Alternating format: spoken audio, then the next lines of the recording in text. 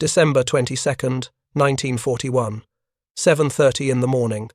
A narrow dirt road north of Damortis, Luzon, Philippine Islands. Second Lieutenant Ben Morin sat in the commander's cupola of his M3 Stuart light tank, watching the jungle tree line through early morning mist. His tank, one of 5 from B Company, 192nd Tank Battalion, had arrived in Manila aboard the USS President Coolidge just 3 weeks earlier. The tanks still smelled of factory paint and cosmoline preservative grease. Morin's crew had been in the Philippines for exactly 15 days when the Japanese attacked Pearl Harbor. Now they were retreating south toward Bataan, part of a defensive screen covering the withdrawal of General MacArthur's forces. The road ahead curved through coconut groves and rice paddies. Intelligence reported Japanese armor approaching from the north. At 7:45, Morin spotted movement. 5 Japanese tanks emerged from the tree line, advancing in column formation. Type 95 Hargo light tanks, smaller than the Stuart, lower profile.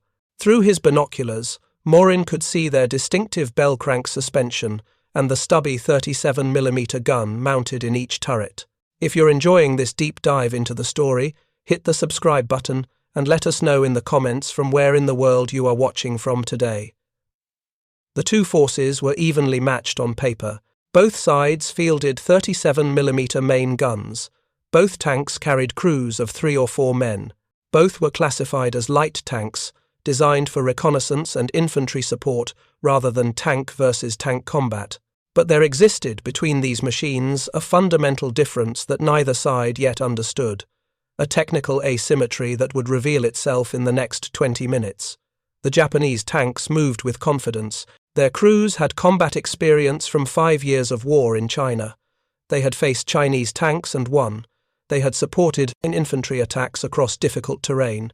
They understood their equipment and trusted their tactics. The Type 95 had proven itself reliable and effective. Its diesel engine rarely broke down. Its suspension handled rough ground well.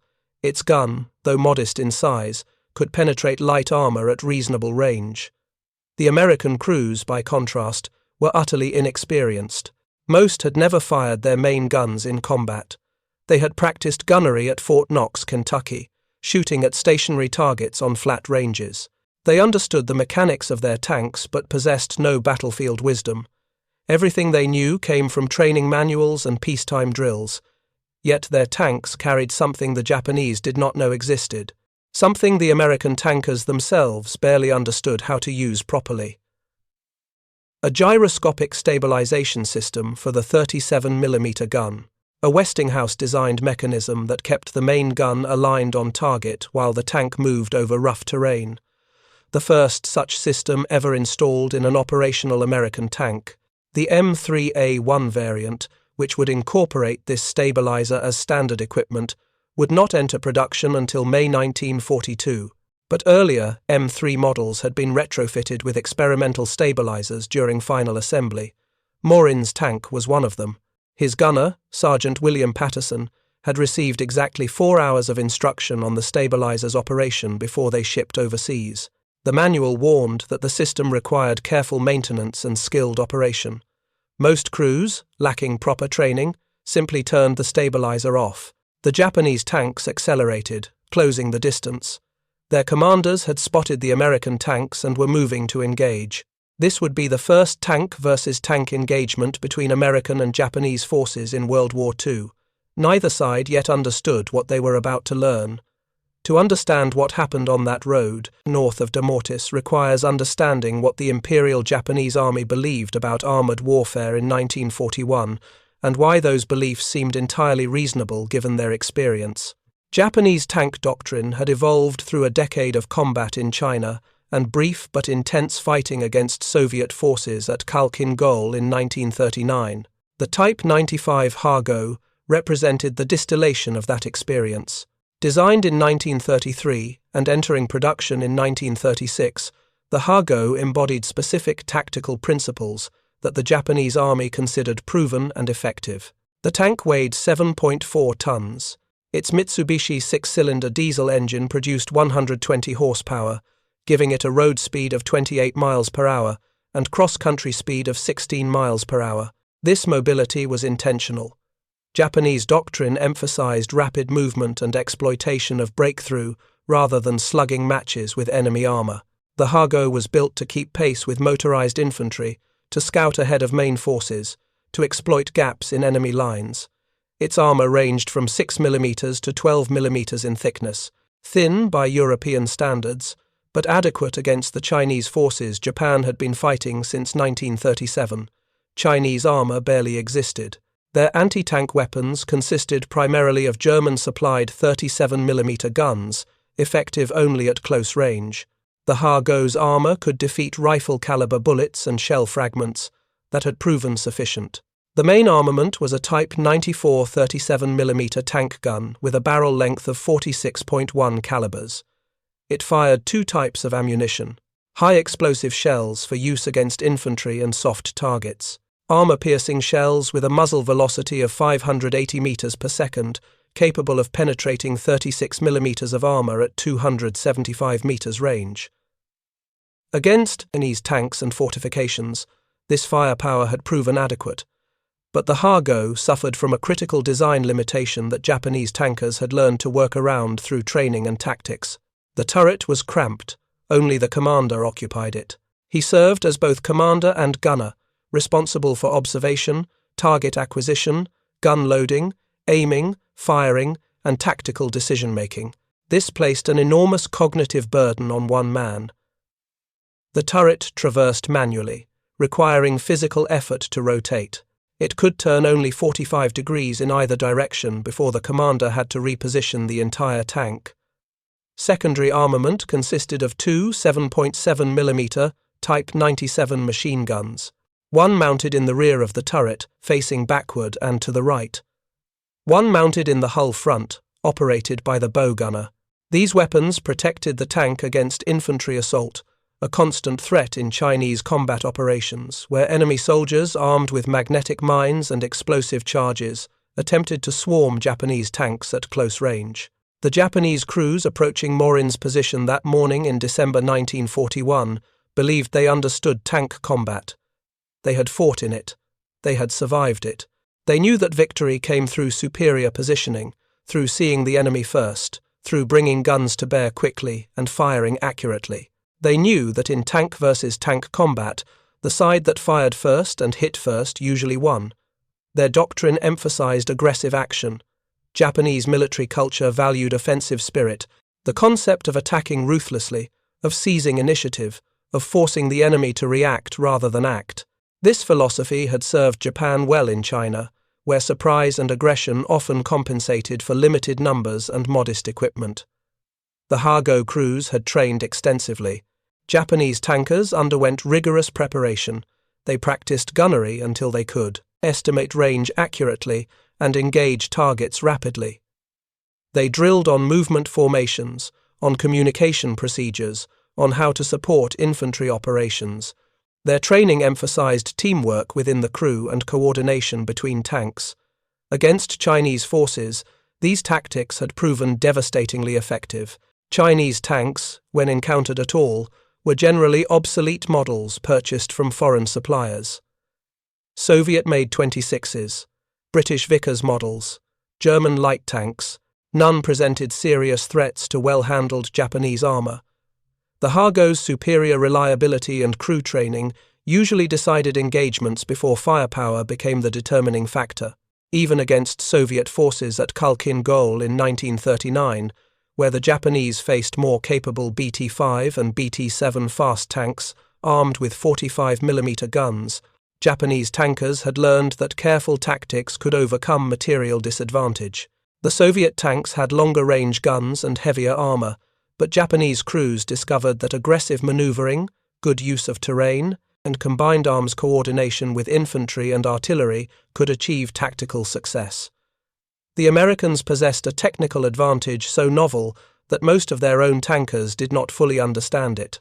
The gyroscopic gun stabilizer represented a fundamental leap in fire control technology, but its significance would not become apparent until crews learned to employ it properly under combat conditions. The Westinghouse Company had begun development of tank gun stabilization systems in the mid-1930s, building on naval fire control technology.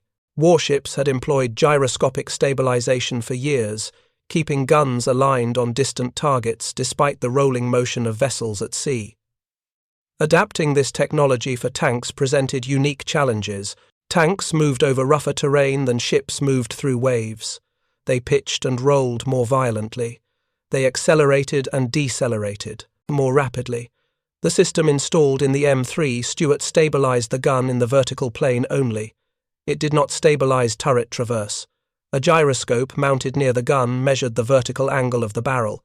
When the tank moved over uneven ground, causing the hull to pitch forward or backward, the gyroscope detected the change and sent electrical signals to a hydraulic system that adjusted the gun's elevation to compensate. The process occurred continuously, many times per second, keeping the gun aligned on the target's vertical position regardless of hull movement. This capability transformed the fundamental dynamics of moving tank gunnery. In a tank without stabilization, firing accurately while moving was nearly impossible. As the vehicle traversed rough ground, the hull pitched and rolled. The gun, rigidly mounted to the turret, pitched and rolled with it. The gunner, peering through his sight, watched the reticle bounce wildly across the target. He could not maintain aim. Firing while moving meant firing blind, hoping the gun happened to be aligned at the instant the round left the barrel. Standard doctrine therefore required tanks to stop before engaging targets. The driver would halt the vehicle. The gunner would reacquire the target through his sight. He would refine his aim. Then he would fire. After firing, the tank might move to a new position before the enemy could return fire, but the actual engagement required a stationary firing platform. The stabilizer changed this equation. With the system activated, the gun remained aligned on target while the tank moved, not perfectly aligned. The technology of 1941 could not achieve perfection, but aligned well enough that a skilled gunner could maintain a firing solution while moving at speeds up to 10 miles per hour over moderately rough terrain. This meant American tanks could engage targets without stopping. They could advance while firing. They could retreat while firing. They possessed the capability to shoot and maneuver simultaneously. However, realizing this capability required proper training and technique. The gunner needed to learn to trust the stabilizer rather than fighting against it. He needed to understand that the gyroscope would keep the gun aligned if he allowed it to work. Many gunners, trained on unstabilized tanks, instinctively tried to correct for vehicle motion by manipulating the gun controls. This interference defeated the stabilizer's purpose.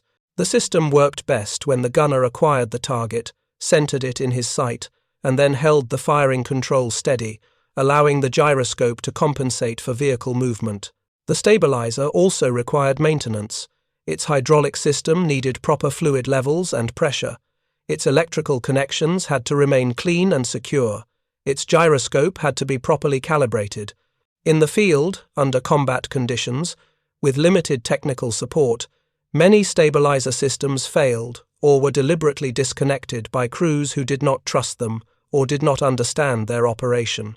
American tank crews arriving in the Philippines in November 1941 had received minimal instruction on stabilizer employment. The technology was too new. Training doctrine had not caught up with equipment capability.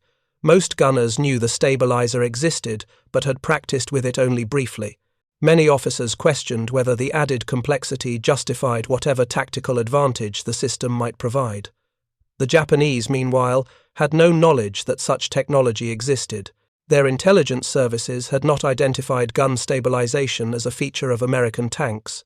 Japanese technical manuals for the M3 Stuart, compiled from photographs and captured documents, made no mention of any stabilization system. Japanese tank designers had not pursued similar technology. The concept of firing accurately while moving seemed impractical given the mechanical limitations of the era. This asymmetry of knowledge would prove decisive. The Japanese approached the engagement near Damortis with tactics developed for tanks that had to stop to fire accurately. The Americans possessed equipment that could maintain fire while maneuvering, though most barely understood how to employ this capability. What happened next would teach both sides lessons they had not anticipated. Second Lieutenant Benjamin Morin came from Maywood, Illinois, 23 years old, B Company, 192nd Tank Battalion, Illinois National Guard. He had joined the local Guard Tank Company in 1938, attracted by the steady paycheck during Depression years and the mechanical work that suited his aptitude. The federalization of his unit in November 1940 transformed him from weekend warrior to full-time soldier. The 192nd Tank Battalion assembled at Fort Knox, Kentucky, in late November 1940. 4 companies drawn from 4 different states: a company from Janesville, Wisconsin, B Company from Maywood, Illinois, C Company from Port Clinton, Ohio, D Company from Harrodsburg, Kentucky. Men who had trained separately in their home states, operating older equipment, suddenly found themselves together as a battalion, equipped with the newest American tanks rolling off assembly lines. Training at Fort Knox lasted through the winter and spring of 1941. The crews learned basic tank operation, how to drive the M3 over rough terrain, how to maintain the Continental radial engine, how to service the suspension, how to perform track maintenance. They practiced gunnery on ranges, firing at stationary targets. They conducted formation drills, learning to maneuver as platoons and companies, standard training for an independent tank battalion. But the M3 Stuart was so new that proper training doctrine did not yet exist. Technical manuals arrived incomplete. Maintenance procedures were still being developed. The gyroscopic stabilizer system, retrofitted onto some tanks during final assembly, received minimal attention during training. Most instructors at Fort Knox had never seen the system before. They could explain its theoretical function but possessed no practical experience in its employment. Sergeant William Patterson, gunner in Morin's tank, received approximately 4 hours of instruction on stabilizer operation. The training emphasized that the system was delicate, that it required careful maintenance, that improper use could damage the hydraulics. Instructors warned that the stabilizer worked only at speeds below 10 miles per hour on moderately smooth terrain. They explained that the gunner needed to trust the gyroscope, to stop trying to manually correct for vehicle motion, to let the mechanism do its work. But 4 hours of instruction could not overcome years of training on unstabilized guns. Patterson had learned gunnery the traditional way: stop the tank, acquire the target, refine the aim, fire, move to a new position. His muscle memory, his instincts, all reinforced that sequence. The stabilizer required a different approach, a different mindset. Trust the machine, fire while moving. It felt wrong to experienced tank crews.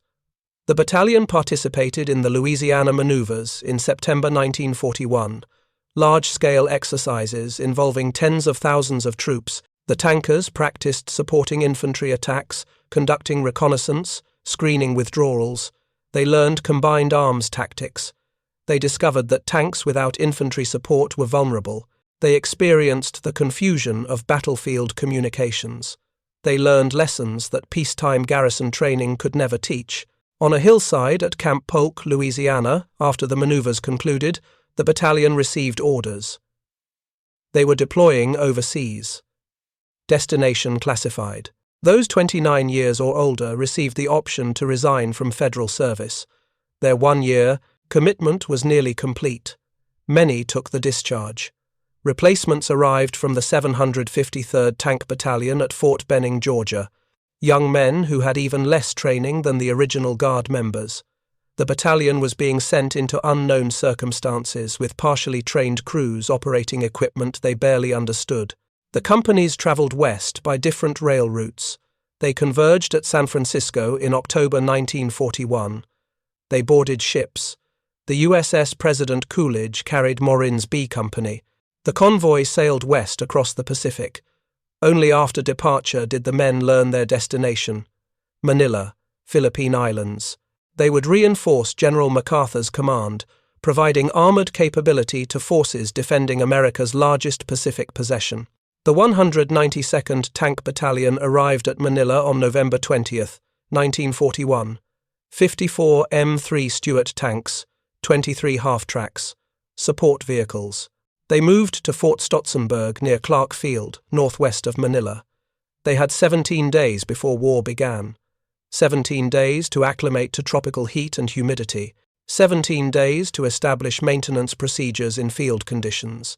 17 days to prepare for combat against an enemy whose capabilities they did not understand.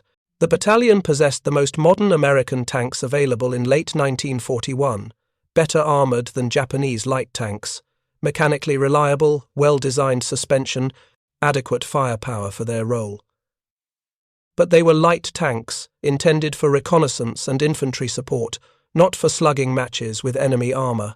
Their 37mm guns could defeat light armour at reasonable range but lacked the punch to engage heavier vehicles or fortified positions effectively. More critically, the crews lacked combat experience. They had never been shot at. They had never fired at moving targets that fired back. They had never operated under the stress of actual combat. They had never tested whether their brief training on the stabilizer system would prove useful, or whether the technology would fail under battlefield conditions. They were about to learn these things very quickly. 7:45 on the morning of December 22, 1941. Morin spotted the Japanese tanks emerging from the tree line, 5 Type 95 Hago light tanks, advancing in column formation down the dirt road toward Damortis. Behind them, the sound of more vehicles, infantry, support elements, an entire mechanized force moving south toward Manila. Morin's platoon consisted of 5 M3 Stuarts, his own command tank, Sergeant Al Edwards' tank, Sergeant Willard von Bergen's tank, Sergeant Larry Jordan's tank, Sergeant Ray Vandenbroek's tank, 5 tanks low on fuel after driving through the night, 5 crews exhausted from days of retreat, 5 groups of men about to fight America's first tank versus tank engagement of World War II. The Japanese tanks accelerated when they spotted the Americans. Their commanders understood the tactical principle. Close the range quickly, bring guns to bear, strike first. The Hago crews had trained for this. They knew their equipment. They trusted their doctrine. Attack aggressively, seize initiative, force the enemy to react. Morin ordered his tank off the road. Standard American doctrine. When engaging enemy armour, maneuver to present a smaller target. Get off the predictable avenue of approach. Find covered positions. His driver turned hard left, the Stuart's tracks biting into soft ground beside the road. The Japanese lead tank fired. The 37mm gun cracked. The armour-piercing round crossed the distance in less than a second. It struck Morin's Stuart on the hull side. The 12mm armour plate of the Hago's projectile could not penetrate the Stuart's heavier armour everywhere, but at close range, at the right angle, against certain spots on the hull, it could achieve penetration. The round punched through. Inside the Stuart, the impact was catastrophic. Metal fragments ricocheted through the fighting compartment. The engine caught fire, fuel lines ruptured. Within seconds, the interior filled with smoke and flames. Morin's crew had perhaps 30 seconds before the tank became an inferno. Morin took shrapnel in his shoulder, pain and shock. His driver, his gunner, his loader, all shouting, smoke obscuring vision, fire spreading. The tank was finished. Morin had one choice: get his crew out before they burned alive. He ordered evacuation. The crew bailed out through hatches. They emerged into small arms fire from Japanese infantry who had moved up with the tanks. The 4 remaining American tanks engaged, their gunners acquired targets. They fired.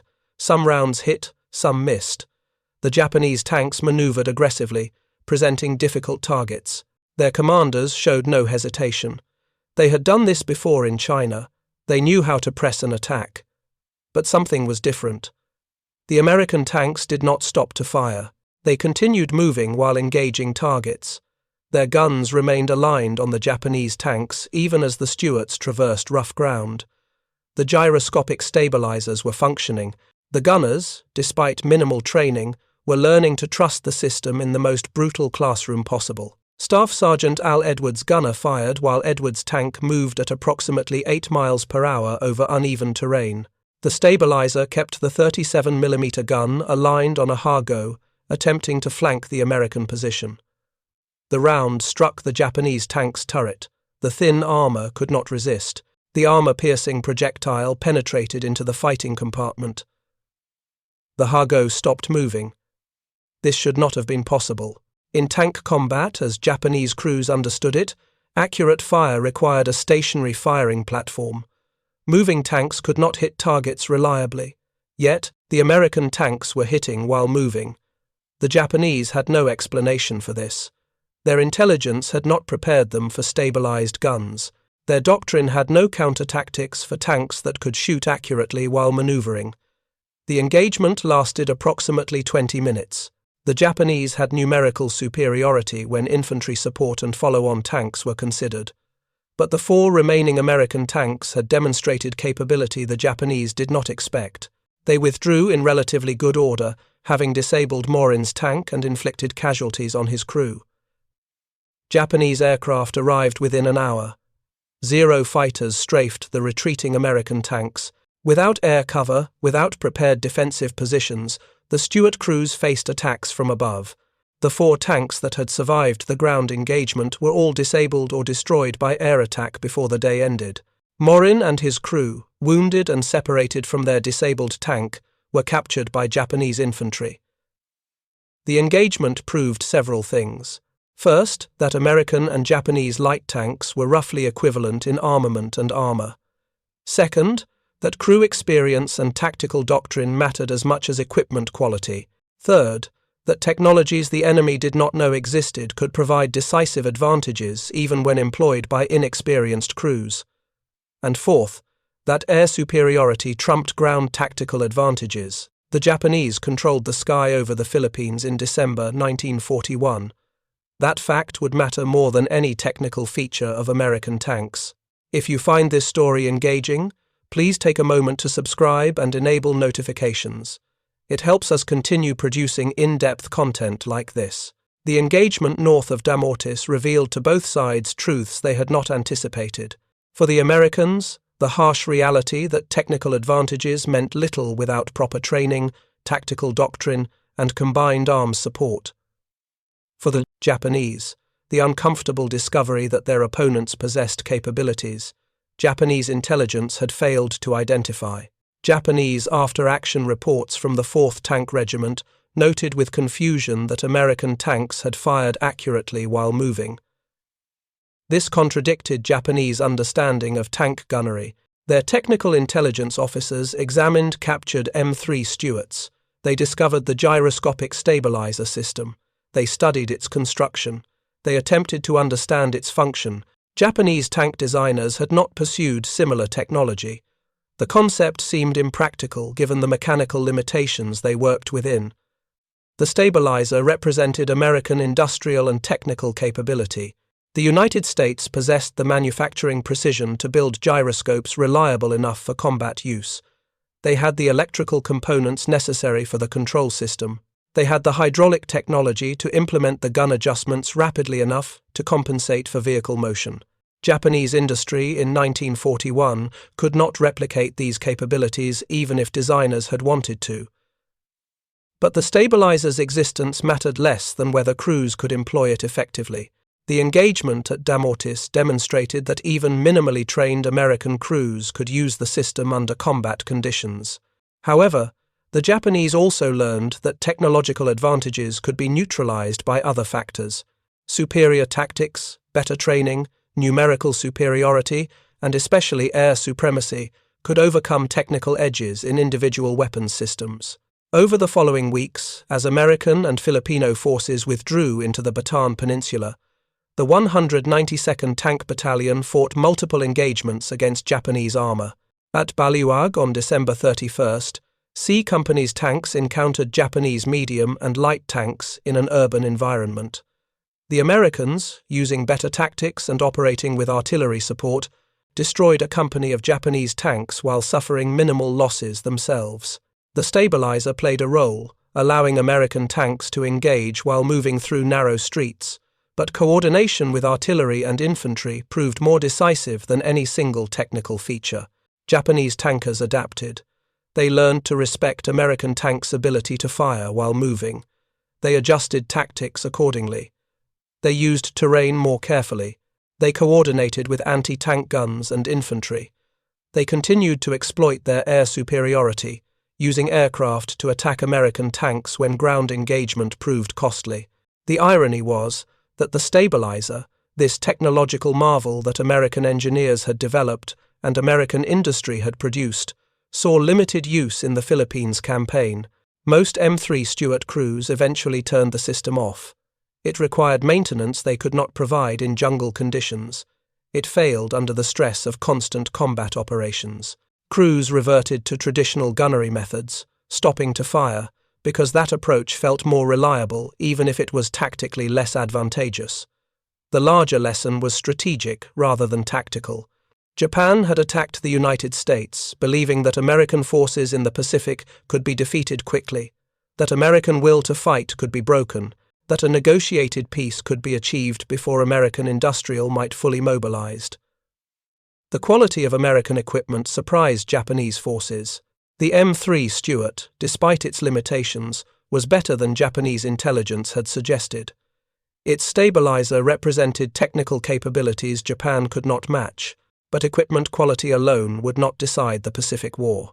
The 192nd Tank Battalion, despite possessing excellent tanks, ceased to exist as a combat unit when Bataan fell on April 9, 1942. Of the 593 officers and men who had deployed to the Philippines in October 1941, 328 would die in combat during the Bataan Death March or in Japanese prisoner of war camps. Lieutenant Morin, captured on December 22, survived captivity and later became a Roman Catholic priest. The stabilizer existed. It worked. Under ideal conditions, with properly trained crews and adequate maintenance, it provided a real tactical advantage. But wars are not fought under ideal conditions. Technology matters, training matters, doctrine matters, industrial capacity matters, air superiority matters, strategic position matters. The side that gets more of these factors right and sustains them longer wins. Japan got some of these factors right in December 1941. America would eventually get all of them right. That difference would decide the war. The Type 95 Hargo crews who fought at Damortis had no way to know this. They saw American tanks that could fire while moving. They adapted their tactics. They continued fighting. They won most engagements in the Philippines through superior numbers, better coordination, and total air supremacy. The war seemed to be going as planned. Japan's southern advance proceeded ahead of schedule. The empire expanded rapidly. Victory seemed assured, but American industry was mobilizing. By 1943, American factories would be producing thousands of tanks monthly. American shipyards would be launching aircraft carriers at a rate Japan could not begin to match.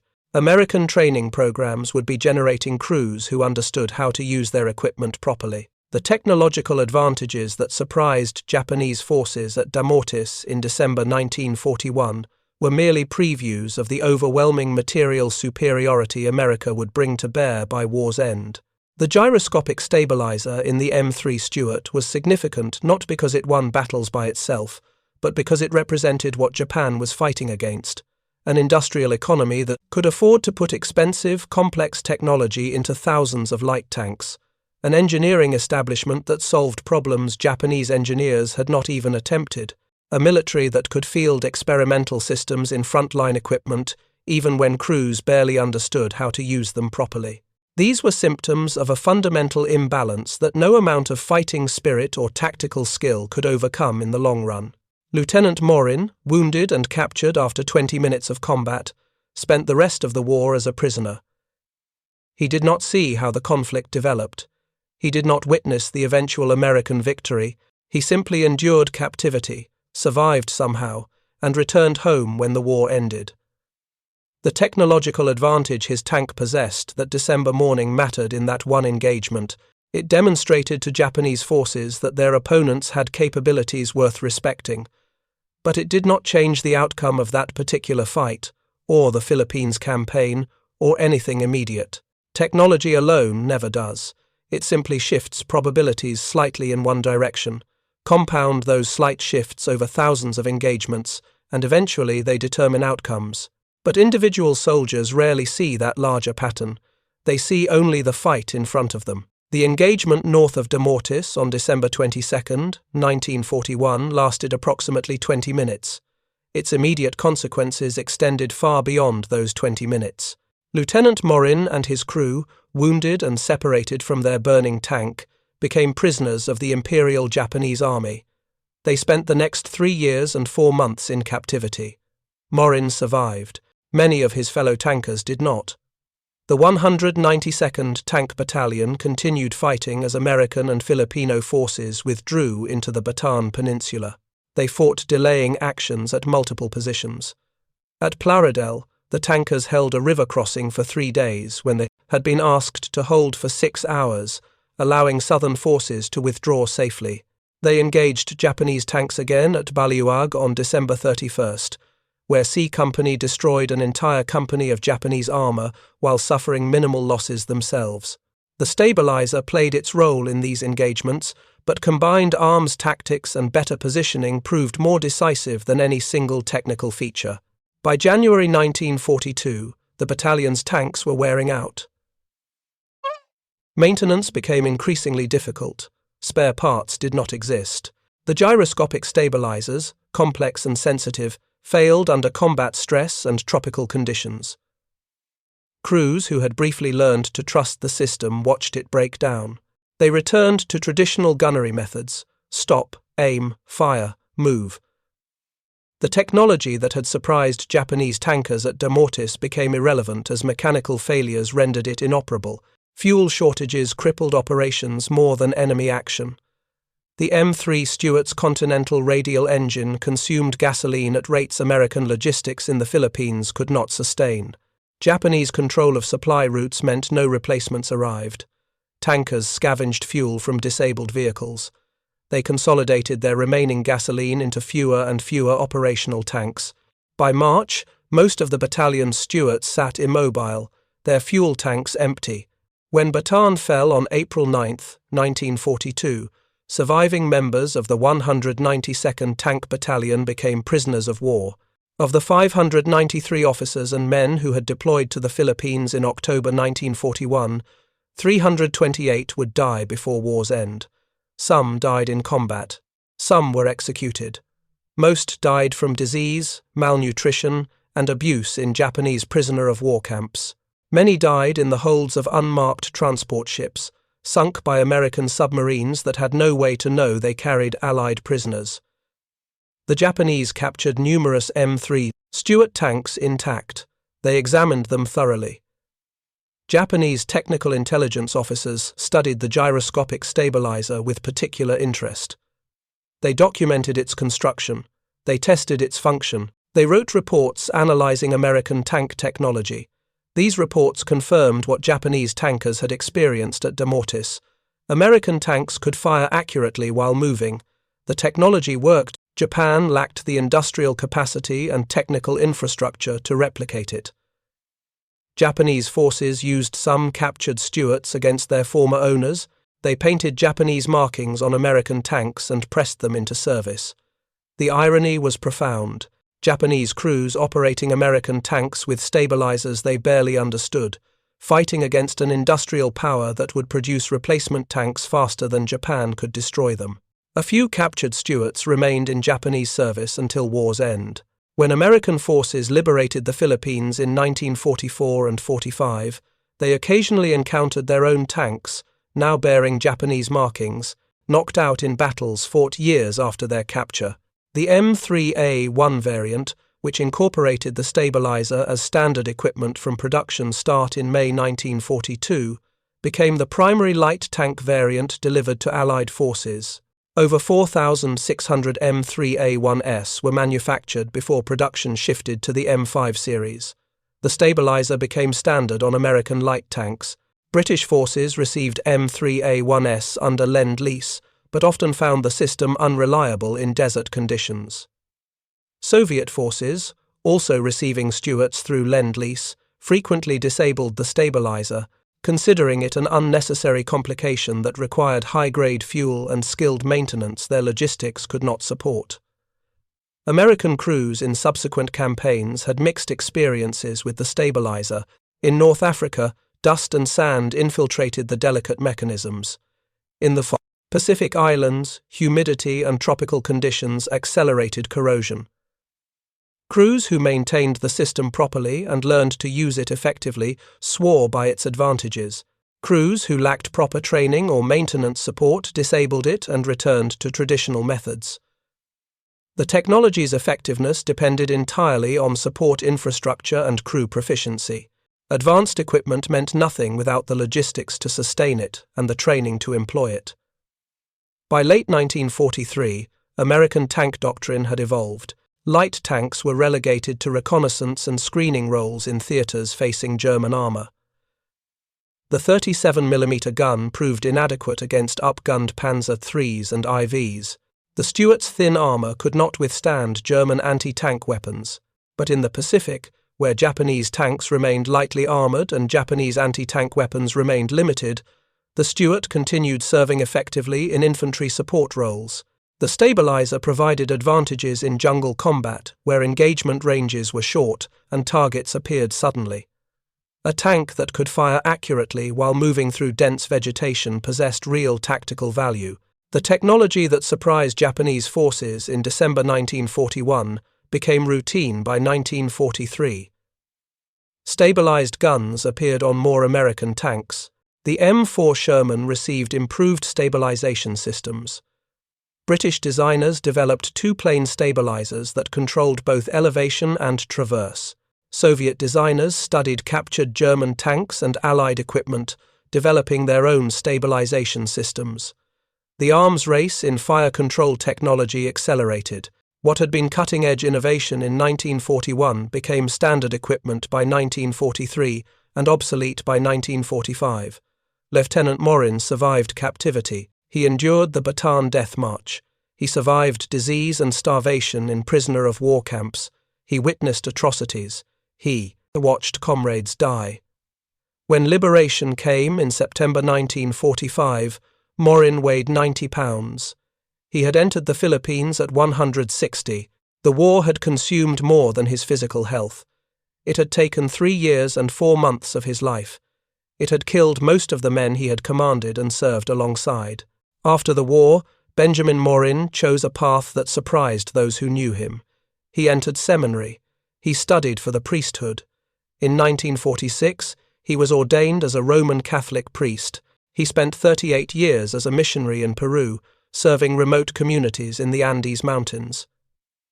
He rarely spoke about the war. When asked about his experiences, he would acknowledge that he had served, that he had been captured, that he had survived. He did not elaborate. The memories were too painful. Morin lived until 2016.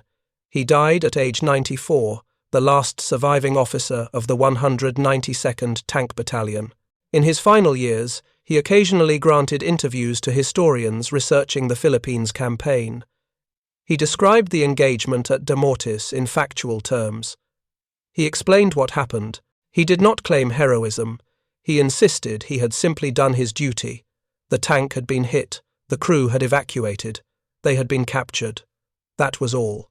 The larger significance of that engagement, the technical revelations it produced, the historical questions it raised, these things seemed unimportant to a man who had spent decades trying to make peace with what he had witnessed. The gyroscopic stabilizer technology that Morin's tank carried into combat in December 1941 evolved throughout the war and beyond. American designers developed improved systems. The M4 Sherman stabilizer was more sophisticated than the Stuart's. Post-war tanks featured even better fire control systems. By the 1960s, laser rangefinders and ballistic computers transformed tank gunnery. By the 1970s, thermal sights and advanced stabilization allowed accurate fire at high speeds over rough terrain. The technology that had been experimental in 1941 became fundamental to modern armored warfare. The M3 Stuart itself served throughout World War II and beyond. Over 22,000 were produced in all variants. They fought in every theater where American forces operated. They equipped Allied armies worldwide through Lend-Lease. After World War II ended, Surplus Stuarts went to armies in South America, Asia, and elsewhere. Some remained in service into the 1970s. Paraguay operated M3 Stuarts until 2014, making them among the longest-serving tanks in military history. Their reliability, simplicity, and adequate performance for constabulary duties kept them relevant decades after they became obsolete as frontline combat vehicles. The larger lesson the Stuart represented was about industrial capacity and technological innovation. The United States in 1941 possessed the industrial base to install experimental stabilization systems in light tanks while still ramping up production. American factories could afford to add complex, expensive technology to thousands of vehicles. American logistics could support maintaining that technology in field conditions. American training establishments could teach crews to use it, even if instruction time was limited. These capabilities reflected economic and industrial advantages Japan could not match. By 1943, American factories were producing more tanks in a single month than Japan produced during the entire war. American shipyards were launching aircraft carriers faster than Japan could train crews for the carriers they had. American pilot training programs were graduating more aviators monthly than Japan had lost at Midway. The quantitative imbalance was staggering, but it was not just quantity. American equipment was also qualitatively superior in most categories. Better radios, better fire control, better logistics, better maintenance support, better training infrastructure. The stabilizer in the M3 Stuart was one small example of a much larger pattern. American industry could afford to innovate while expanding production. Japanese industry had to choose between innovation and production. They lacked resources to do both. They built tanks that were adequate for fighting in China but obsolete against American equipment. They built aircraft that were superb at war's start but became increasingly outclassed. They could not replace losses fast enough. They could not train crews fast enough. They could not innovate fast enough. Japanese tankers who survived the war wrote memoirs describing their experiences. Several mentioned encounters with American tanks that fired while moving. They expressed surprise at this capability. They acknowledged it provided tactical advantages, but they also noted that American numerical superiority and air dominance mattered more than any technical feature of individual tanks. Japan lost the Pacific War because America possessed overwhelming material advantages compounded over time. The stabilizer was one small component of that larger imbalance. The 192nd Tank Battalion was reconstituted after World War II as a National Guard unit. It served in subsequent conflicts. Its history honored the men who fought in the Philippines. Memorials in Janesville, Wisconsin, in Maywood, Illinois, in Port Clinton, Ohio, and in Harrodsburg, Kentucky commemorate the soldiers from those communities who deployed in October 1941 and never returned. The battalion's story became part of American military heritage. The first American tankers to fight enemy tanks in World War II, the defenders of Bataan, the survivors of the Death March, the prisoners who endured years of captivity. But the technical detail about the stabilizer, the small technological advantage that surprised Japanese forces, this aspect of the story received less attention. It was overshadowed by the larger narrative of suffering and survival. Perhaps rightly so. The human cost mattered more than the technical details. 328 men died. That number deserves remembrance more than any piece of equipment they carried. Yet the stabilizer's story remains significant for what it reveals about the nature of technological warfare. Advanced equipment provides advantages only when supported by adequate logistics, maintenance, training, and doctrine. The best technology in the world means nothing if it breaks down in field conditions and cannot be repaired. The most innovative design provides no benefit if crews do not understand how to employ it effectively. War is not decided by individual pieces of equipment, but by the systematic integration of technology, training, logistics, tactics, and industrial capacity. The side that masters all these elements wins. The side that excels in only some of them loses. December 22nd, 1941, 7:45 in the morning. A dirt road north of Damortis. Two forces met. Both believed they understood tank combat.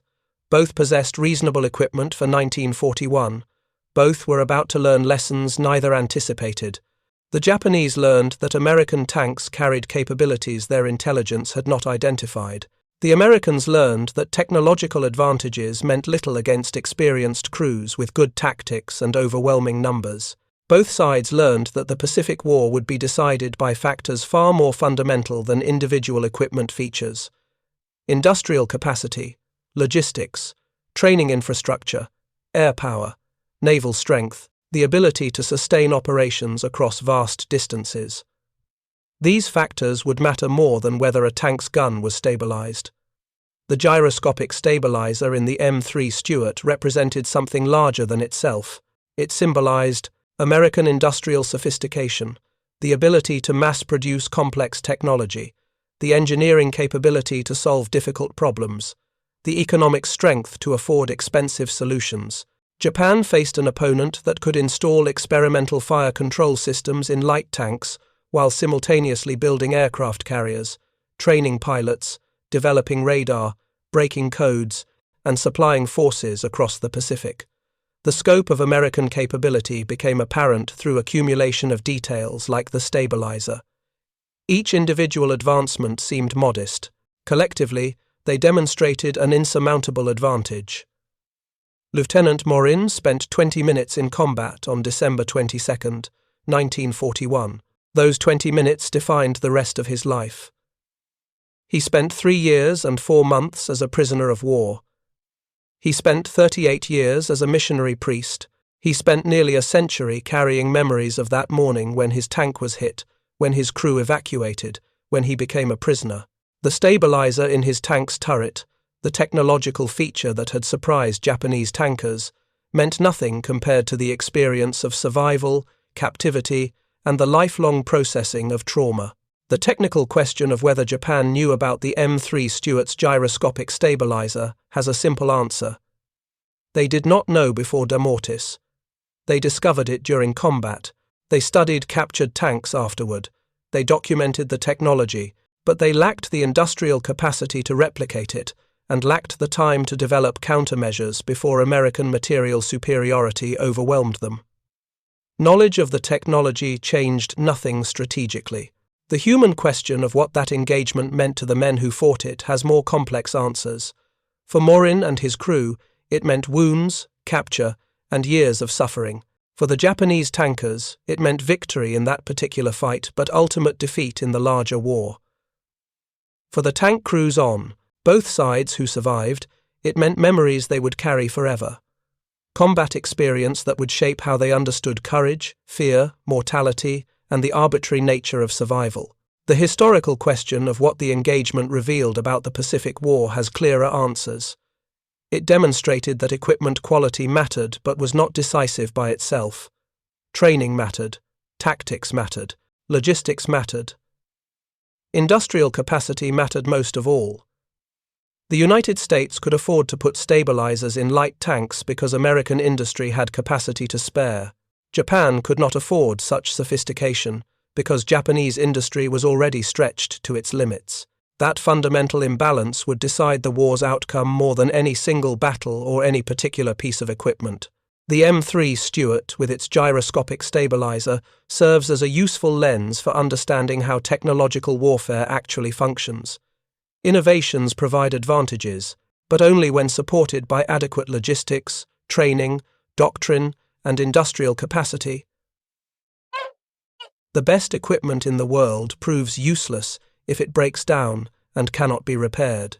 The most advanced technology provides no benefit if operators do not understand how to use it properly. Wars are won by systematic superiority across multiple domains, not by possession of individual wonder weapons. Japan learned this lesson at immense cost.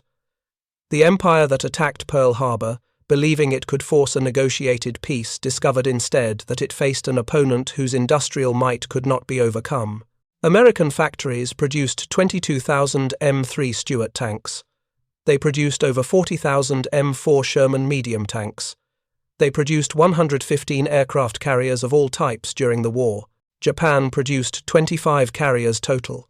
These numbers decided the Pacific War's outcome more certainly than any tactical engagement or technical feature ever could. The stabilizer existed, it worked, it provided advantages. Japanese forces did not know about it initially and were surprised when they encountered it, but knowing about it would not have changed anything strategically. Japan lacked the industrial capacity to win a protracted war against the United States, regardless of what technical surprises appeared on the battlefield. The fundamental asymmetry was economic and industrial, not technological. Lieutenant Benjamin Morin, the last surviving officer of the 192nd Tank Battalion, died in 2016 at age 94. He had lived 74 years after that December morning when his tank took a hit north of Damortis. The gyroscopic stabilizer his tank carried into combat represented American industrial capability, but Morin's survival through years of captivity represented something the stabilizer never could: human endurance, the will to survive, the capacity to find meaning after trauma. These qualities matter more than any technology, in war or in peace. The engagement lasted 20 minutes. The technology that surprised Japanese forces was obsolete within 3 years. The war ended in 1945, but the men who fought, who survived, who endured, carried those experiences for the rest of their lives. That is the real cost of war, not the equipment destroyed, not the technological lessons learned, but the human price paid by those who served and by those who did not come home. 328 men of the 192nd Tank Battalion died. Their deaths matter more than any piece of equipment they carried, no matter how innovative or surprising it might have been. Thank you for watching. For more detailed historical breakdowns, check out the other videos on your screen now, and don't forget to subscribe.